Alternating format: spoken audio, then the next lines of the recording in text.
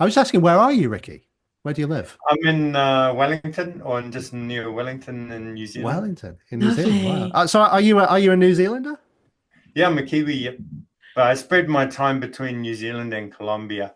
Are you a rugby fan? Do you watch the Oh, Follow the Rugby? absolutely. I'm of the age where when I was young, for men, there were three things: rugby, horse racing, and beer. Thank you for listening to BizPod with me, Paul, And me, Rachel. our weekly business English podcast where we talk about the news, social media, and hot topics from a business point of view. You'll get a podcast and links to the articles we discuss. This way you can share your thoughts too. Join us as we discuss what's on our minds this week.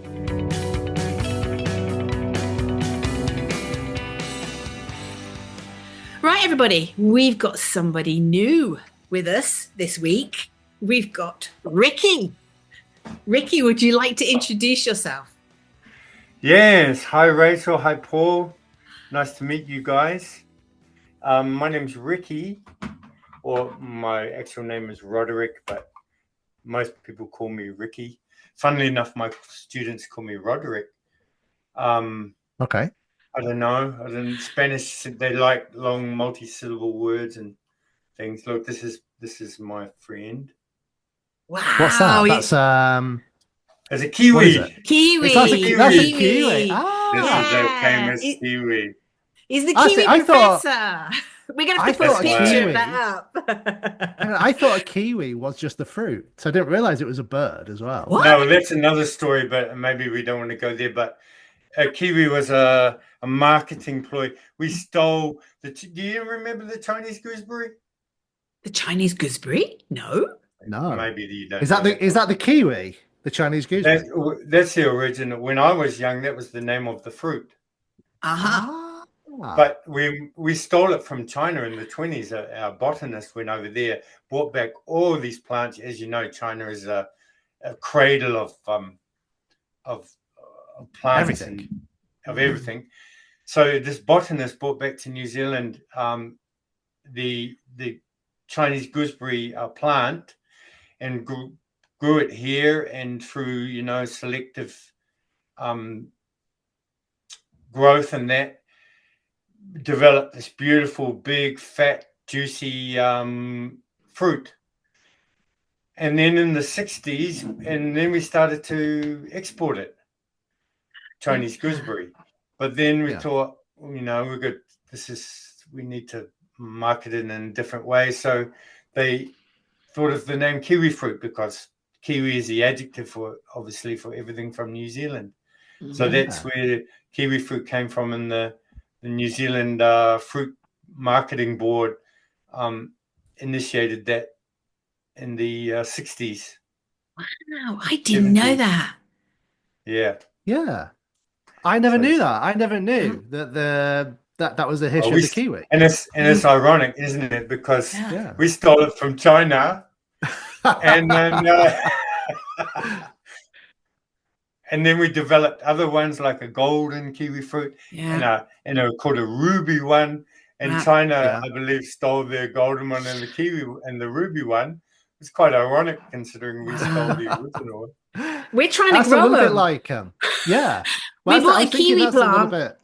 We didn't realize that you have to have a male and a female. So we got one and we didn't know whether it was a male and a female. So we had to go and buy two more just in case, because we didn't know which way it was going. They grow like a weed here. It's amazing. You got to be careful if you grow one, because it'll if it gets into the bush, it'll just try and take over everything. Can be a problem if you let it go. That's interesting. Okay. Yeah. That's an aside. Well, yeah. Well, no, your story about sort of stealing from the Chinese, because obviously the British, we stole the tea plant from the Chinese. Yeah. Took it to India, where it grows, and the British we become synonymous with tea, haven't we? So maybe there's a history of people stealing from the Chinese. But, or now they're coming. Now chickens are coming home to roost. Yeah, good expression. I think we need everybody to realize now that Ricky is in New Zealand, obviously, that we're recording this and it's 8 o'clock at night where we are on the 31st of March. And I'm presuming for you, Ricky, it's 8 a.m. in the morning It's on. no joke. It's no joke. Today is no joke for me. But yeah, it's April Fool's Day, the 1st of Yeah. Yeah, I'm not wow. So you're gonna, actually a day ahead. we're Yeah. a day ahead. Yeah, it's 7 o'clock in the morning here. 7 o'clock. Yeah. Oh, well, thank you for getting up Wow. so early for us. It was really good of No, you. no. As you know, the early bird catches the worm. Oh, God. Have you got an idiom about shaving, Ricky? No, no, I No, don't. okay. I don't. I was thinking that you both go to the same barbers, don't you? No, for me, it's just to be honest, it's laziness. Which I mean, again, go back to practicing what I preach. I'm always trying to motivate and encourage my own students, but when it comes to shaving, it's just laziness. Can't be bothered. Yeah. When you're working at home, it doesn't matter, does it? Right. But my wife gets in my ear about it, and she likes a clean face. So for a special treat, I shave for her. On date night. Birthdays and Christmas. Give her a treat at Christmas on her birthday. Yeah. Right, so Old come on, school, Ricky. What would you like to talk to us about today? What would you like our listeners to hear about today?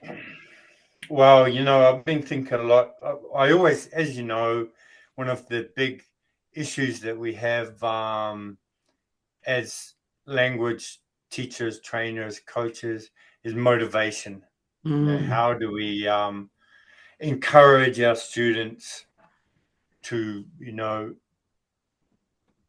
to improve themselves? And I've also been thinking about, trusting ourselves, self-confidence and trusting ourselves. I notice there's kind of two extremes. You have someone who's quiet and a little bit timid, shy, afraid to speak, but they have the full. When they do speak, they don't make grammar mistakes too much. Their accuracy is great, full of rich vocabulary, but they're shy and they're reluctant. On the other side, you've got the student that won't shut up, full of mistakes, absolutely riddled with errors, but they don't care. No. So I was thinking about that, and I'm thinking, how can we help both of these groups be better? And that's where the idea of trusting yourself came in. Sounds simple, right? But it's not, of course. Well,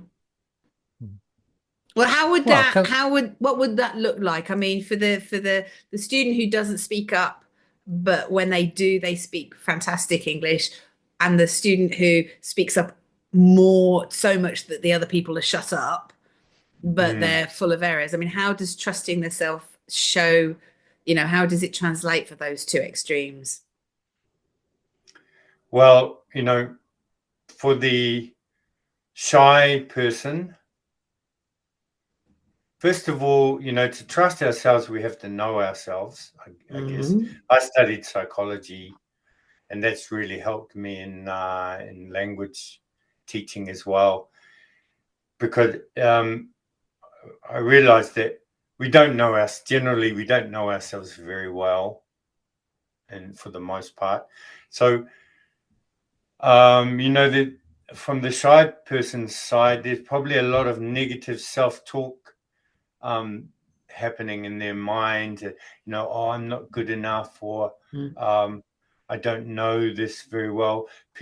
Fear people will think I'm stupid. So they're not putting themselves out there, taking risks because they're afraid of making mistakes. So knowing yourself and trusting yourself is about accepting who you are and having the confidence in that, to just do what you have to do and trust that things will go well. I mean, you know, like life is like that. We never know what's going to happen. COVID's going to come.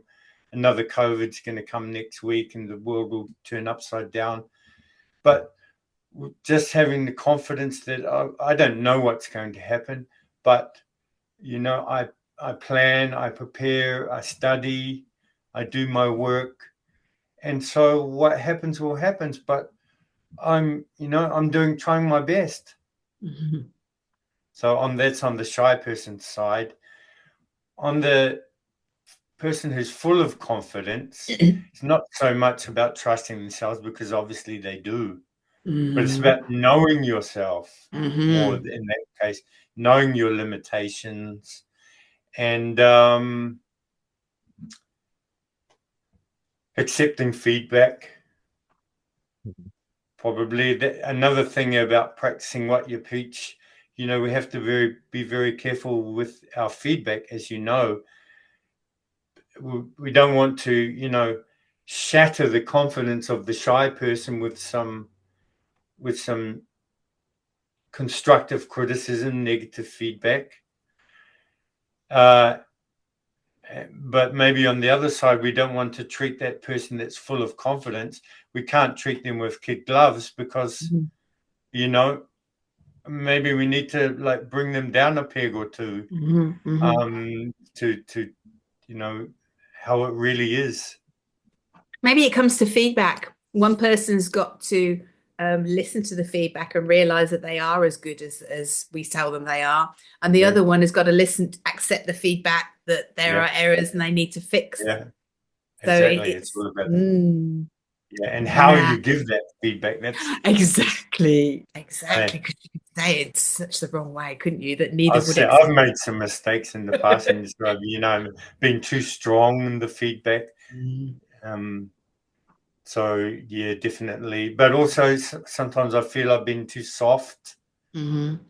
It's not easy for us, but it's a million times more difficult for our students, right? I know that. I'm a language learner too, so you know, I have to practice what I preach with my motivation, and my mantra or my motto is. Oh, by the way, my pseudonym is Kiwi Professor, and my mantra is a little bit of English every day. Yeah. But for myself, it's a little bit of Spanish every day. You know? Well, more than how do you do that? How do you do that? How do you introduce a little bit of Spanish every day? What do you do to sort of live up to that motto then? I just, you know, with my favorite podcasts like BizPod, in the Spanish version of BizPod, or my favorite, you know, I take another thing that I encourage my students to do is focus on their passions. You know, if you're a project manager, you know, reading all sorts of books about PSP or whatever, you know, they do. That's great. And maybe you have to do that, but you've got to focus on your passions, you know, because when you touch those passions, there's no limit. The motivation is incredible. And, you know, you're not going to stop. So it's, I focus on my passions, for example, cryptocurrency and Latin American history and novels. So at the moment, I'm listening to the audio book in Spanish of the 100 Years of Solitude, the famous novel by Colombian writer Gabriel Garcia Marquez. Wow! And that's like 17 hours. Oh my but I know God. this. But one good thing about that, I know the story. I've read it multiple times in English, so I know. So I can really comfortably follow the story. I know what's going to happen. You know, when they're speaking, I know what's going to happen next, kind of thing. But the language, the vocabulary, oh, it's something, you know, I can't. See, we're in Italy, and I was trying to listen to Harry Potter, and because I knew the story and I was listening to it, but I actually stopped for two reasons. Firstly, because I was learning lots of vocabulary related to magic, but was I ever going to have a conversation with somebody about magic? No. Yeah. And secondly, it was written in a tense. Italians have a tense that is used in fiction books that is not used in spoken language. So it wasn't helping my grammar. And it was just like, I can't listen to audiobooks in Italian. I can listen to the news or a conversation, but audiobooks doesn't work. I mean, do you have that same thing? Is that the same thing in Spanish? I mean, I don't know Spanish. Yeah, no, it's true. I mean, the story is full of, we'll call it flowery, I'd say flowery language. You know, it's just the adjectives and adverbs he uses, the descriptive language he uses. I mean, I have no idea what it means, and I have a feeling young Spanish speakers have no idea what it means either. Whoa! But so from that point of view, it's probably not doing me a lot of favors. But I love the story. I love Colombian history because it's also a window into the history of the Caribbean coast of Colombia, which I'm passionate about, where I've lived from 17 years. So it's a window into that, into the richness of their culture. So from that point of view, I'm really focused on it. But yeah, you're right. From the language point of view, it's above me, and I'm maybe not learning much from that point of view. But I love the story. Well, but you've got to balance that out, haven't you? I mean, if you love the story, then it's worthwhile because that motivates you to listen, doesn't it? That's your passion. Yeah. And you're going to hear the pronunciation and the rhythm and everything. Okay. Yeah. And I try to remember the phrase. What's your connection to Colombia then? Because I know you're in New Zealand now, but you said you've lived in Colombia. What's your connection to Colombia? Why do you have this sort of passion for Colombia? Well, my wife, I'm married. My wife's Colombian. Right, that's the actually connection. On Friday she's coming for the first time. We've been married for 10 years, and she's never been here. On Friday she's coming, so exciting. But in 2007 I found myself newly divorced, had my own business. But I thought about my future. I'm always trying to know myself, as we should. And I was thinking about my future, and I thought, where will I be in 20 years? And I thought, I had a successful business, and then I'm an arborist also. There's another of my professions. And I thought, I could see myself being in the same place, doing the same things. And I didn't want that. And I loved Tintin, as a boy. I don't know, Paul, if you were a Tintin fan as well, the amazing stories. I know the comic, yeah. And Tintin often found himself in Latin America. And so it was always on my mind. So I've been a traveler all my life. And so I went over there and visited a few countries around Latin America, but Colombia just jumped out at me. The people, the climate, the natural environment, the food, everything just struck a chord. So I went back the next year for another holiday, couldn't stop thinking about it. And so I decided to go and live there. So I sold up everything here, house, business, and went over there. Wow. And lived there for about 12 years straight. 14, I can't remember. And then I came home because of COVID. Right. I thought, I better get home. It was hard too, because New Zealand was complete, no one comes in, no one leaves. It was locked down, completely locked down, wasn't it? Yeah. And for those reasons and other reasons, my wife has never been here. My wife's an English I met my wife at school. My wife's an English teacher too, but she's never been here. So when I come home, it has been by myself in the past. But she's coming on Friday finally, so that's kind of unbelievable. It's exciting. Okay. Yeah. All right, well, we better talk about this hello new job. Would you like to tell everybody about that? Well, yeah, that's an exciting.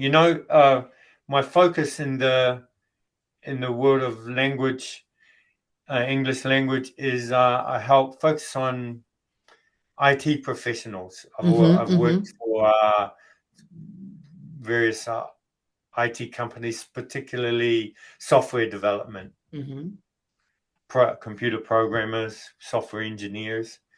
So I'm building a course which is designed to help software engineers get a new job, a better job, improve their careers through English. Because my experience is very much in Colombia, which is, they have fantastic technical knowledge and ability, and they also have the advantage of being in the same time as United States, so outsourcing.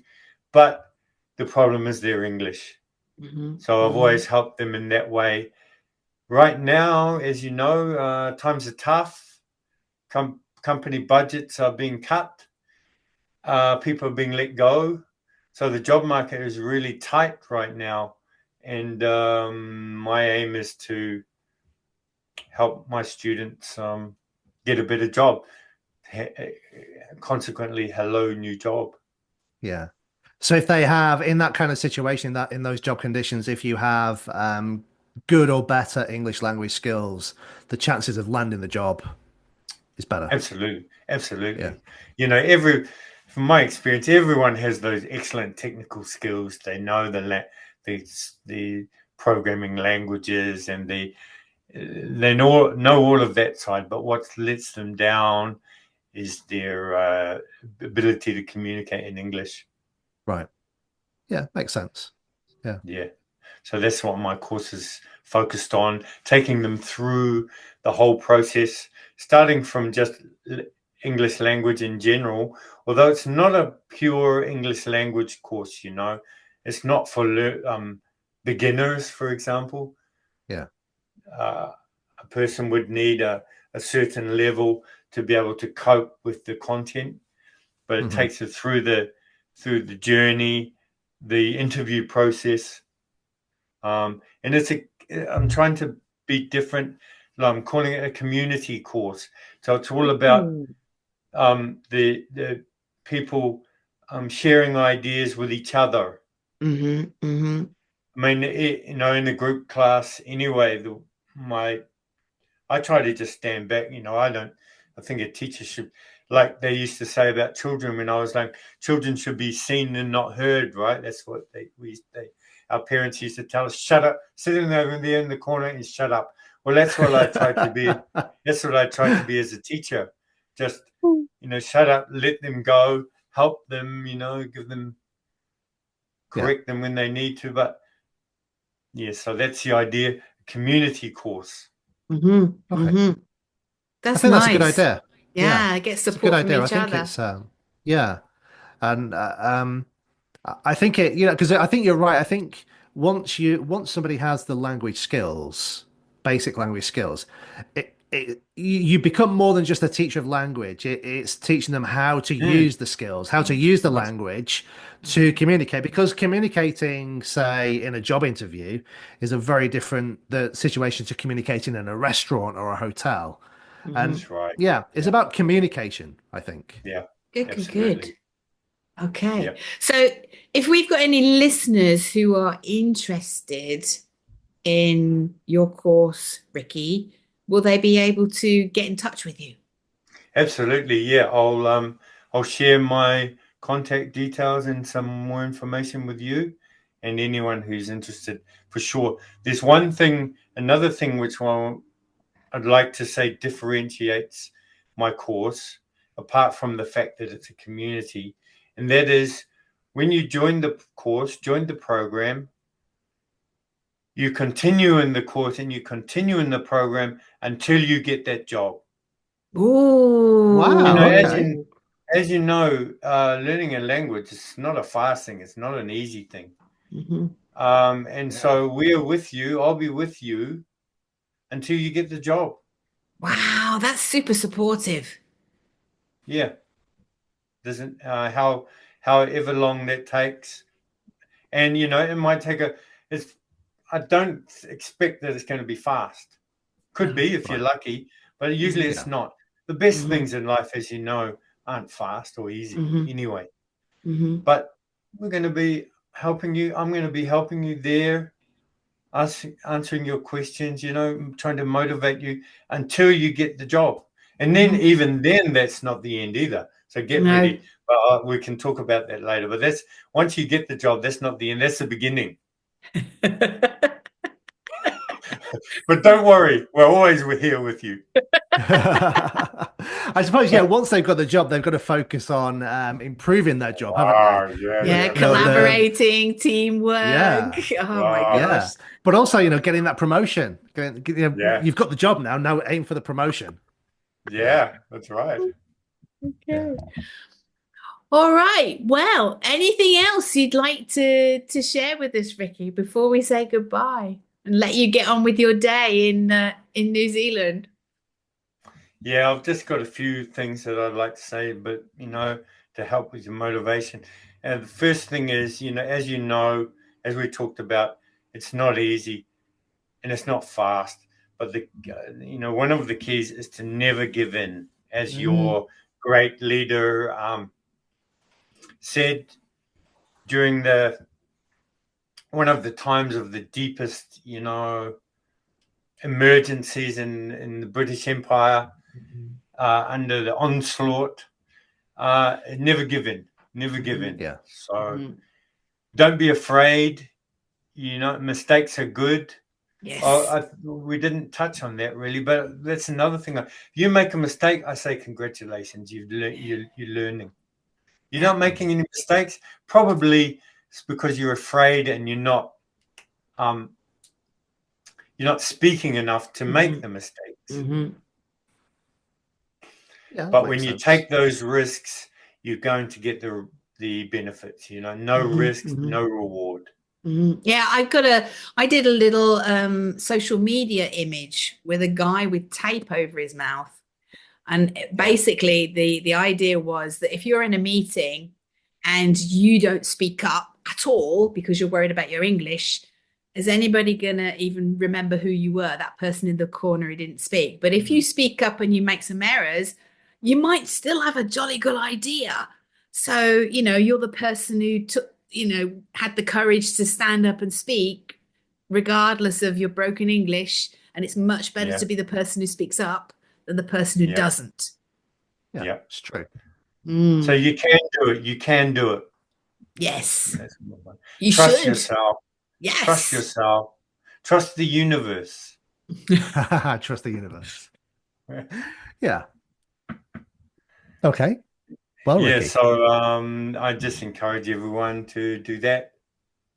And you trust yourself. Trust the universe.